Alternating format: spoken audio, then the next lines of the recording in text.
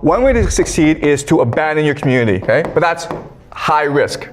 You have to be extremely individualistic to take such a risk. So that's why most people don't do it. Because if you think about it, the safest option for you is to stay within your community. That's what's going to guarantee you the best outcome. But if you choose to abandon your community and just say, you know what, I'm going to go somewhere else and try my luck, that's taking a really high risk, okay?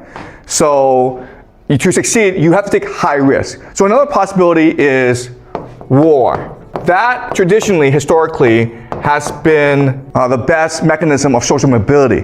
When you go fight a war and you do really well, you get promoted in life. But again, war is high risk because chances are you'll get killed. Okay? So not just war, but also revolution. The best way, of course, is to marrying up. And that's why, remember in our very first class, we talked about the dating game, right? Where women only want 5 and 4. Okay? The reason why is that 5 and 4 are high status and 3, 2, 1 are low status. So if you're a woman, you don't want to marry into a low status family because your children will be screwed over. Okay? Your best option is to take a risk, gamble into you want to try to marry into a high status family. Okay? So traditionally, war and marrying up are the two major mechanisms of social mobility. In today's world, abandoning community can also lead to success. Okay, basically immigrating to a place that offers more social mobility, which often means the United States. But another way of saying this is you have to get really lucky, guys. Okay, so there's lots of poor people who think that, you know, I succeeded because I worked hard and I'm really talented. Look, I was born poor. I lucked into Yale. Okay, it's luck. You can work as hard as you want, but the chances are against you.